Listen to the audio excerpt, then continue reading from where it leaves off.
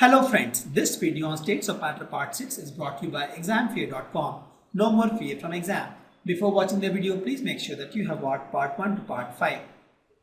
So in this chapter, we'll be more concerned about the gaseous states. The other two states, liquid and solid, will not be much bothered because the laws which we will be studying will be more of the gaseous laws. So we'll be studying more about the gaseous state. So gaseous state is this one where I have my thermal energy wins. Thermal energy is the winner actually, that is greater than my intermolecular force. Intermolecular force. Correct. So please note there are only 11 elements that exist gas under normal condition. This normal condition is a critical word because if you heat water also it becomes gas. I'm talking about the normal conditions, standard temperature and pressure. We'll discuss what is STP the next few slides. Under normal condition there are only 11 elements that exist as gas. The force of attraction between the molecules are negligible, almost negligible. So when you talk about ideal gas, we say that there is no force of attraction between the molecules, but in reality there are force of attraction in molecules, but they are very, very less. And their behaviors are governed by some general laws. We'll learn these laws in the next few slides. So there are some laws which govern the behavior of the gas, right? And there's a property of gas. The first is they are highly compressible.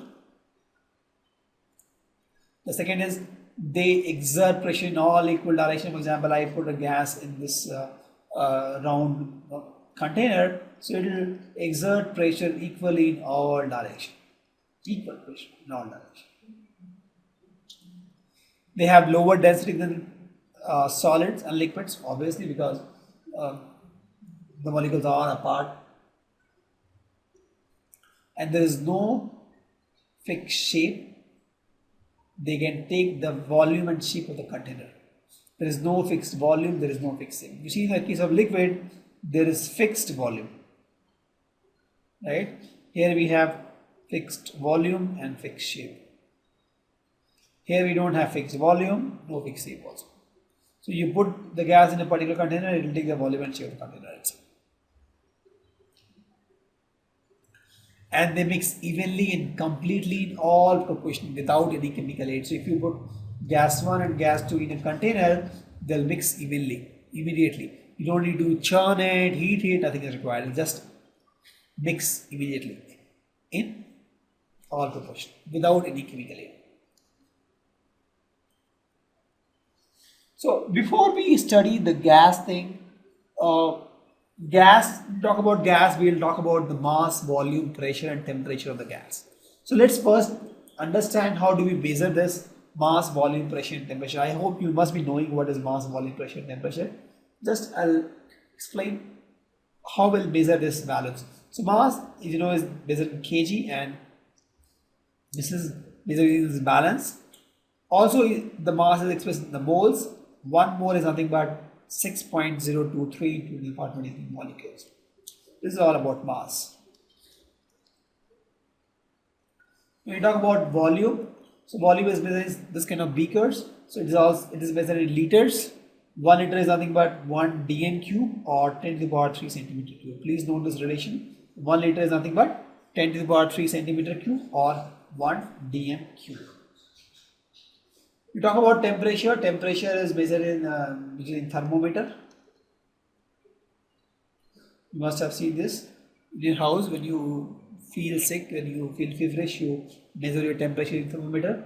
So it is measured in degree Celsius, degree Fahrenheit, or degree Kelvin. We'll explain all these in the next few slides. We'll also explain how this Kelvin came. So there are 3 different units, and 100 degrees Celsius is nothing but 180 Fahrenheit. And 0 degrees Celsius is 273.5 Kelvin.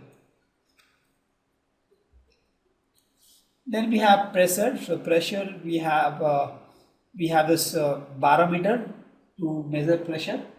So there are 2 kinds of barometer. One is the mercury one, and this is the advanced one, barometer. So this mercury barometer is used to measure pressure. For example, here you get some pressure here. For example, atmospheric pressure. This mercury will rise. And from this, there's a scale here. You can find the readings of the height of the mercury. And with that you can find the pressure.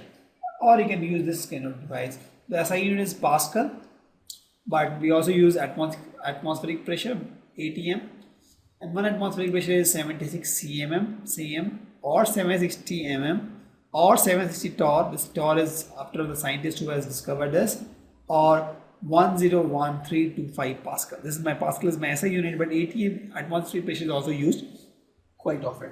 So this is my SI unit for this. And if we talk about Pascal, Pascal is nothing but the pressure exerted by a force of 1 Newton on an area of 1 meter square. Because I told pressure is nothing but the force by area. So you'll learn all this in terms of physics, where pressure is force by area. So I'm talking about when force is 1 Newton and area is 1 meter square. What you get is 1 Pascal. Right? So with Pascal you can also write 1 Newton meter square per meter square. Correct? And the relation between atmospheric pressure and Pascal is 1 atmospheric pressure is 101325 Pascal. So all these conversions and units you should know, because when you solve the numericals, it's good to know all this conversion, and it helps a lot to solve the numericals. Thank you. Visit examfear.com to watch free educational videos, try free online tests, get the best quality study materials, study from the best tutors and mentors, and much more. Thanks once again.